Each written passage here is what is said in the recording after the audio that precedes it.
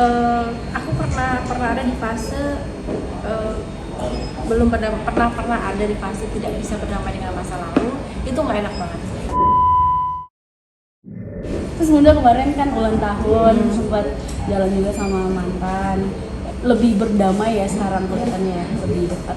Aku memang sudah mutus untuk berdamai sama masa lalu. Jadi karena capek ya kalau kita harus lihat ke belakang terus gitu, ya udahlah, toh kita udah juga untuk saling memaafkan. Sekarang kedepannya ya untuk anak-anak aja sih, kalau terutama untuk Miro ya. Jadi kalau aku lebih lihatnya kayak gitu, aku nggak mau ribut-ribut tuh pasti psikisnya Mira tuh keganggu, karena kemarin tuh dia sempat di sekolahnya dia banyak bengong, di tempat bola dia banyak bengong gitu. Jadi ya itu sih, jadi kalau sekarang dia lebih happy sih jalaninnya gitu, karena dia walaupun dia tahu mama dan papa ini udah pisah nih, tapi tetap ada untuk dia. Aduh, tapi Kakak termasuk kuat banget ya bisa berdamai dengan masa lalu ya. Kalau dilihat pasti banyak yang kayak kok bisa. Saya juga bingung sama diri saya sendiri. Kita jujur, ini aku bingung juga. Teman-teman aku bilang kok bisa sih, nggak tahu, karena memang ya udahlah, karena aku mikirnya ya capek juga harus ribut-ribut yang urusan nggak penting. Ya udah sekarang kita sama-sama aja besarin anak. Udah sih, karena aku pernah ada di fase belum pernah ada di fase tidak bisa berdamai dengan masa lalu. Itu nggak enak banget sih gitu. Jadi setelah aku memutuskan untuk berdamai dengan masa lalu aku yang sebelumnya, itu aku ngerasa kok hidupku lebih enak, lebih tenang, nggak ada sakit hati, nggak ada dendam, nggak ada, ya udah lebih plong aja sih. Dan itu aku lakuin sekarang, karena capek lah kalau kita harus ingat-ingat dulu, kesel sama orang, benci sama orang, itu otomatis aura jeleknya tuh kita, aura negatif itu kita sendiri. Ini gimana sih cara mungkin kami dia walaupun anak sudah mengerti orang tuanya, cara untuk menenangkan mereka dan tidak ibaratnya mereka si anak udah kenal untuk ayah untuk itu, cara membantu anak itu.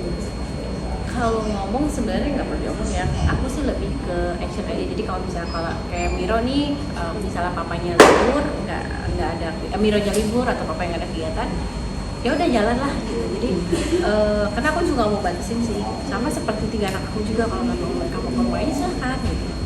Aku mau nginep silahkan, jadi aku nggak ada batasan, nggak ada batasin lah gitu, nggak boleh gitu. Sama lah aku lakuin ke Miro sekarang, kayak kemarin nih, kalau ngeliat kemarin 4 hari tuh Miro sama papanya, Miro sama papanya, ya udah silahkan.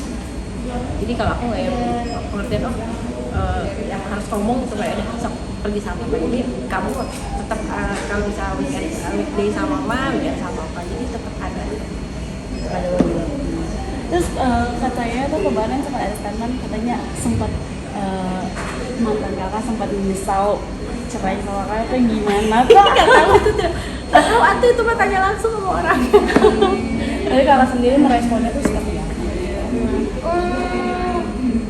Mana ya, aku nggak tahu sih, karena dia juga nggak pernah ngungkapin itu kan gitu. Cuman ya